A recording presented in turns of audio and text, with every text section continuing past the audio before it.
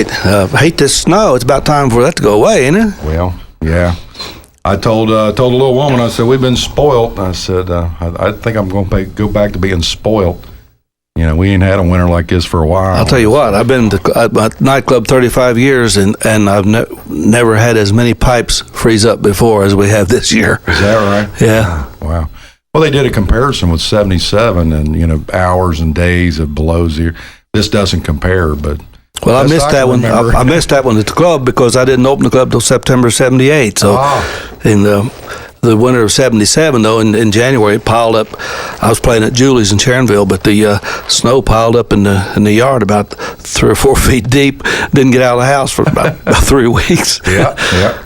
Know exactly how you are. So what you went up to, man? Oh, just having a ball. You know, love country music. Love what you're playing, man. On the way over here, wow, you just the great songs you were playing. Well, I appreciate that. And that's that last song off your new CD, Country Music Lives On. As She Walks These Hills. Yeah, there's a station in Sweden that's playing the album. In fact, they made it the album of the month. Wow. And the guy wrote me an email and said that you sing that song, She Walks These Hills, with so much heart. She said he said that there must be a story behind that. So, yeah. And there is. And I said I was surprised he picked up on that. Yeah. Stories of other songs you have got stories, great stories behind them. Yeah, I had a lot of fun writing this song. Writing always to me, writing was always like a you know, you have to keep your mind set on what you're doing and know where you're going with it, and it was always a chore. But writing these songs came so easy for me. Well, so every track on this album is written by you? Yeah, I wrote all the songs, and we're trying to decide a single from it, and so far, you know, we just haven't been able to pinpoint. I like performing at the club. I like doing the T-Bird song. Yeah. It's fun, and you know, it's a little novelty song, and I like that. But you know, there's "Will You Fly With Me" is getting a lot of attention, and so is there a story behind the T-Bird? You said there's stories behind songs. The T-Bird song. Yeah. My wife and I got married on the beach in St. Petersburg, Florida. Okay. And so I was under the weather and didn't go in the club that night, and she went in and took care of things, and I just got in the mood. I don't know, just got in the mood to write a song, and although it didn't feel well, but she came home and I didn't even have the melody worked out very well. I just had the lyrics, and I just read the lyrics to her, and it just cracked her up. She loved that. She's on her way to Florida in the T-Bird. It's been fun ever since. You know, it was fun recording it, and I like the song, and I think we should make a single out of it. Yeah. That's first track on it. So yeah, and another song that means a lot to me, Country Music Lives On. Yeah. I wrote that about growing up in Concord, Kentucky, up in Lewis County. Mm-hmm. And I'd worked on that, trying to get that together for about 20 years, really. Wow. Working on the concept and how to make it work. And you know, you have to. I always try to tell a story in as few words as necessary. Yep. But you know, growing up in my dad's grocery store, and they had a jukebox in the store. The railroad had a sidetrack there, and they had camp cars that would lay in there during the week. Lots of times when they'd be working on the track, and the camp car guys, after they got off work, they'd come down to Dad's store. Now this is probably what, 50s? In 53, 52, 53. Yeah. And I would always sing along with the jukebox, and they'd put nickels in the jukebox just to play it, to have me sing along with it. Wow. And that was during the camp car days up there, and wow, and I still have that jukebox. Is that right? The jukebox that was in Dad's store, I still have it. Wow. And Mom's Radio, the song in the song talking about Mom's Radio, I got that too. Wow. And I got the old Roy Rogers guitar that I talk about in the song. Oh yeah. Wow. You've seen it, Gary? I saw it. Yeah. Wow. I got it. I got to take a picture of that and tweet it out one of these days. Yeah. Anybody into tweeting out there, follow me on Twitter. That would be great. Yeah. Hey, we're going to take a break for a song, and then we'll be back. Maybe talk about a little bit about this last honky-tonk music thing I've been Yeah, that's going to be fun. Okay, we'll be back. On country music, and he likes bluegrass music too. He does some things over at the club with that. And I tell you what, if you ask him about a song that's true country music, I don't know if he could tell you anything about Taylor Swift and all that, but if you ask him about a song about true country music, he probably knows the words to it. We were sitting back in the green room one night, and some folks was back there, and we was just talking about different songs, and you mentioned a song, and Bobby sang it. He's like a walking songbook of country music. And like I said, the one good thing about the club is, we get calls here. People maybe not aware of it, is where can I go to hear, real country music? And I said, well, about the only game in town now. Used to be quite a few around here, but about the only game in town now is over at the club. And I can guarantee you go over there, you're gonna, especially with the Big Mac band. What a great band! Oh man, I'm real proud of him. Chuck Rich used to play on the Midwestern Hayride. Chuck He's the steel guitar player. He played with Kenny Price. Wow. In fact, he played on Kenny's record, Sheriff of Boone County. Yeah. Chuck Rich played that Sound Like a Siren. Yeah. Oh, yeah. You're in a heap of trouble, boy. Yeah. No relation to Don Rich. No, but boy, I like Don Rich too. Wow. Yeah. Fucking Don. Yeah, and your lead player. Sammy Goodlander. Yep. Sammy Goodlander. Wow. And man, he's become my favorite guitar player. Yeah. He really plays. He just sits there and just does it. Oh, and I make him keep it simple. Yeah. I'll tell him, Sammy, you can do that a little simpler than that now. Come on, hold it back now. You don't have to show off. crank it back a notch. And Willie Brown, the drummer, his sister sang with me when I was at the Boulevard. Okay. And Nancy Nelson, it was the name she went by. But he was only like 13 years old, and his mom and dad would come out to the Boulevard to see their daughter sing, and they'd bring him. And we'd get him up and lay him. He loved drums, and he would not take his eyes off my drummer, and he we'd get him up to play one with us, and oh man, he was he was terrible. But he's come a long way. But I tell you what, he grew up. Yeah, he grew up, and he's the best. He's a drummer. He is the best, but he was dedicated to it. Yeah. I mean, he was just so fascinated with it. Yeah. But he's one of the best I ever heard. Yep. Yep. And I'm just so blessed to have these good guys, these good musicians. And Ernie Vaughn, actually, we started out together. Okay. I was with him when he bought his first bass in 1968. Wow. And he wouldn't even sing then. He was too bashful. I didn't even know he could sing. Yeah. And then little by little, he come out of that shell and started singing harmony. And he's another Don Rich as far as tenor singing is concerned. Wow. Yeah. Yeah. So I've got a great group, and we all have fun doing it. It's like, it's not a chore. Now, do they help you out with the album, or do you have? I did the album down in Columbia, Kentucky, and back 20 years ago or so, I was partners with Danny Bailey, who was from Columbia, Kentucky, but he lived in Nashville then, and he and I had a studio together in Nashville. And so, time went by, and, he ended up moving back to Columbia, and he got the opportunity to put a studio together down there, right in Public Square, right across, you look out the window, the old courthouse, where when you go into town, you circle it on the right, and you come out, you circle it on the left. The Davis and Gold. Yeah. Oh man, Columbia, Kentucky, a little sleepy town down there. Yeah. And they built a great studio. And Danny wanted me to come down. He had just opened it. He wanted me to come down and record some with him. Huh.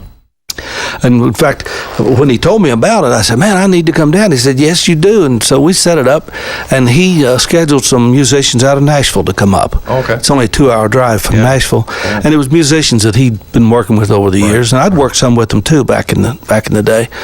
But he said, let me take care of this thing. I'll get the musicians. You don't worry about it. So he set it up, and I went down and I've got another one in the can. I cut 24 songs. Oh, really? We got on a roll. All right. So I've got 12 more that I'm very, very happy with. I didn't write all of these, but I did some remakes that turned out well. Wow, looking forward to that. Yeah. Wow. So I got to go down here sometime this month, or as soon as the weather breaks. I got to go down and finish it up, so I'll have it all done and be ready to release it. But yeah, and there's more to that than most people think about that whole process. Oh yeah, it's a step-by-step thing.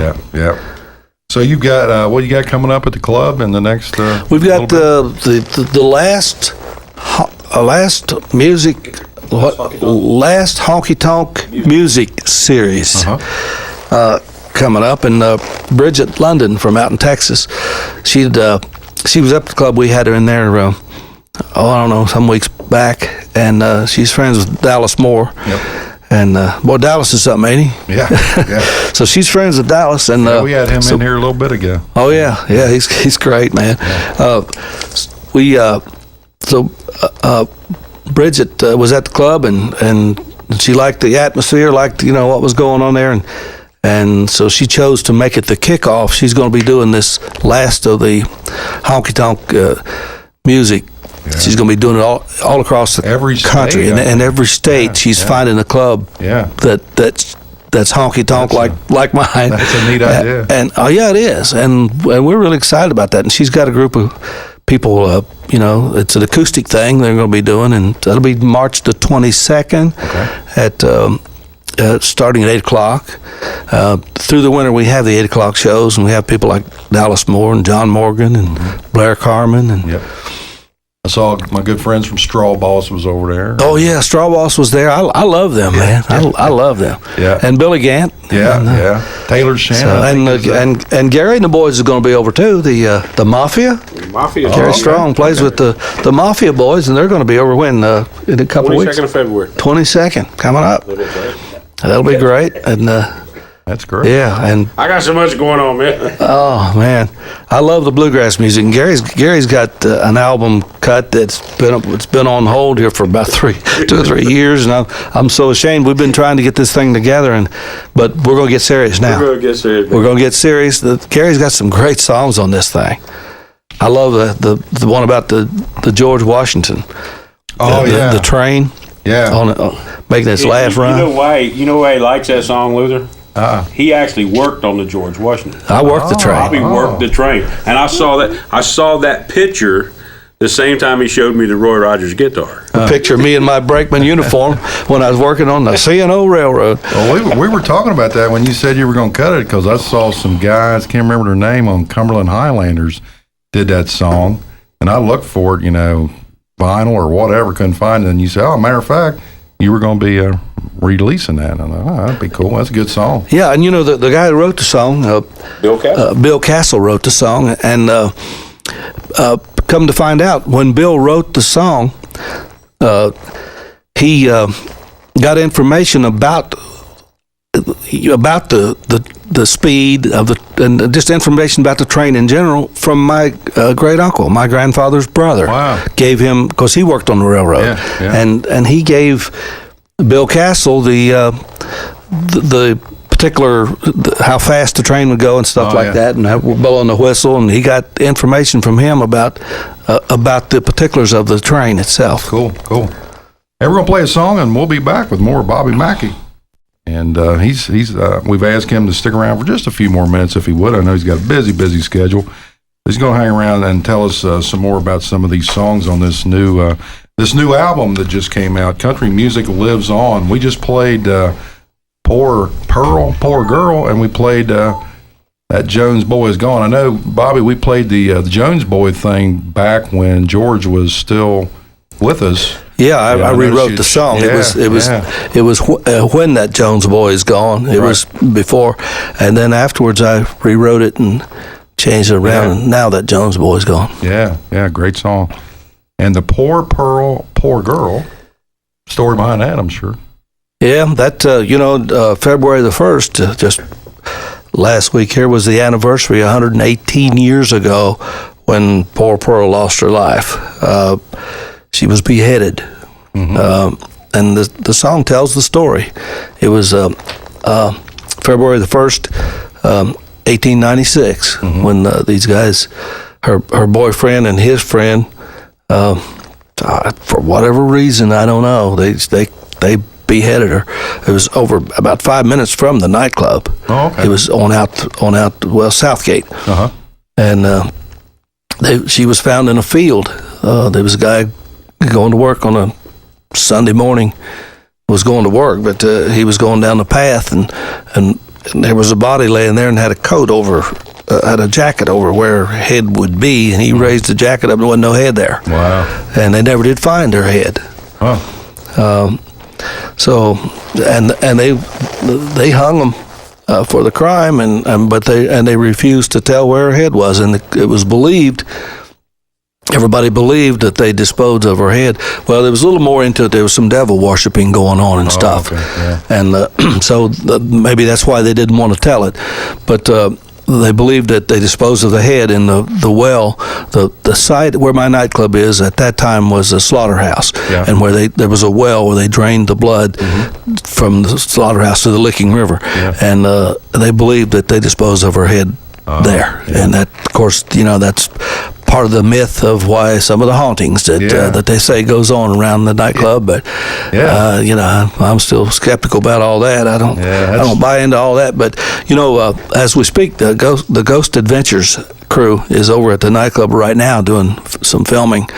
They've been there before, right? Yeah, they've done 2 episodes before, but they're working on another one with a new show, a spinoff from the Ghost Adventures. It's called Ghost Adventures Aftershock, and so they're kind of revisiting places they've already investigated and done stories on. Yeah. We were in Vegas about 2 weeks ago, and we did the interviews and the filming in the studio out there. And the Poor Pearl song that you played a while ago, the song we're talking about, the Poor Pearl, is going to be featured on the on the show. So I got to go over there now after we leave here and do another interview with them, and they're just putting together another show, and every time one of these shows airs on the Travel Channel, I get orders for the Johanna, the song I wrote about the ghost. It was on another album some years ago, and or this new one, it lights up, and I get orders when they air that show nationally. So that's scheduled to be aired sometime this year? I'm not sure when it's going to be. Probably in the fall. Yeah. But they're going all out for it. They know what they're doing. Great. Zach Bagans and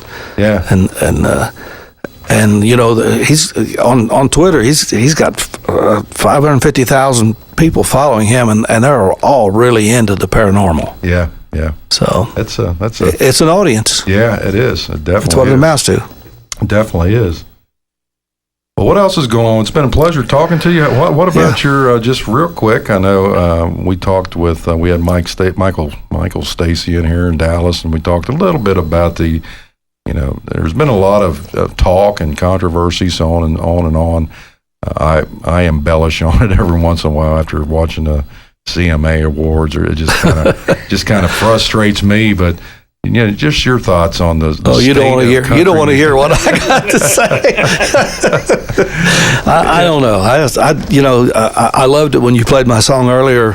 What they call country is not country. They just stole the name, and that's what they've done. They've just shoved country out. They call it country. But we're old enough to know better. Yeah. It's just not country, and I don't put it down. All kinds of, and the young kids are liking the music. That's good, but you know what? I want when they come in my nightclub, they love the country music that we do. The young, you see it. That is the young refreshing people, to see. Yeah, it is. Yeah. But they just shove it aside and like it. I just don't see years from now there not going to be any country classics. Right. We're fortunate to have some good old country classics by George Jones and Merle Haggard and the people that Wayne Kemp, as we talked about. What a great singer songwriter he is, and it's just pathetic. I can't understand what they're singing. Yeah. Well, and some of the folks that I run across, some of the youngsters, I'll say, they knew or what they thought was country, and then either their grandpa or their dad or whatever might have put on a Johnny Cash or something like that, and they're like, "Who's that?" And said, Yeah. that ain't bad. And then all of a sudden, they're leaning the other way. Oh, I have lots of young people catch me and say, "Man, I love the music you're playing. That's what my grandparents used to play. I love this music." Yeah. Anyway, and they love it when they're at the club, but they can't get it nowhere else except stations like this, Yeah. playing great country. And of course, there's a thin line. I like bluegrass too, and I did the bluegrass album. And I'd like to do some more bluegrass. Great. I really would like to if I ever get the opportunity. But right now, I got my hands full with this album and another one already in the can, ready to go. But I love bluegrass music. Always have. I used to listen to growing up in Concord, Kentucky, there in Lewis County. I could pick up. Moon Mullins was on the Grayson, the WGOH in Grayson. Yep. And I could pick it up real good. And there was a particular salesman that always came to the grocery store, and when he'd pull into town, he'd have that bluegrass music cranked up loud, and I'd run up to the car and stick my head in and listen to it. I didn't want him to shut it off. I wanted to hear more of it. Yeah. So when you got started, you started country and then kind of adopted bluegrass. Yeah, well, it just kind of went together, for where I grew up. But Hank Williams, Hank Senior's the one got my ear to start with, and captured me. If it hadn't been for him inspiring me the way he did, I don't know. And again, with what they're playing today, if I was 4 years old today, and that. I wouldn't be a singer because it would not have inspired me. Yeah. Not a lot of inspiration, that's for sure. I just want to say, Luther, real quick, that I've known Bobby for a lot of years, and he sings the pure country music. He did back then, he does now. As the slogan is the way it was is still the way it is. Yeah. And as I said earlier, he's singing the right kind of country music, and we need a bunch more guys like him so that we can continue to do what we're doing. And Bobby's music's going to be classics here at WOBO as long as I have anything to do with it. We have guys like you volunteering, playing his music, and the George Joneses and the Haggards and the Ray Prices and so forth. Who knows? I mean, somebody might take over one of these days and start playing this other stuff. But as long that's as we when I'll go to the house. There's a market. I'll take my ball and go home. But there's a market for keeping the music alive and the song, the writing, the inspiration, the songs that you're writing is just great. I mean, it's just solid country music. Yeah, well, nobody was writing anything that I wanted to. I mean, even singing at the club, and I do lots of the old George Jones and Merle Haggard and all that. I always have, and I still love that. I mean, I do that stuff. That's me, and but nothing new coming along, so I decided I'd just write my own. So, it's working out for me. I love to write. I got other things I'm working on, and I'm in no hurry now because I'm not up against the gun to record them. So no pressure on, but I'm going to finish them. I got some good ideas. Just in case he's listening to us, say hi to our buddy. Our buddy Red Jenkins. You got him. Oh, I hope Red's listening. I love him to death. Red's the best. Get him over here. I'd love to do that. He's a historian. You talk about some stories. Red can tell them. Red Jenkins here with Bobby Mackey one night to talk about. Red can tell them country music. Yep. Red can tell a bunch of stories about me. Yes, he can. He got me started. He called me. I'd been going to a jam session out at Taylor Mill at Seven Oaks, out in Taylor Mill. I'd been going to jam sessions out there, but I worked on the railroad, so I wasn't into music full time. But I was going out there setting in, and I got a little buzz going, I guess. People talking about this boy singing country songs. Yeah. And Red was looking for a singer, and they told him, somebody at the Seven Oaks told him about me, and he called.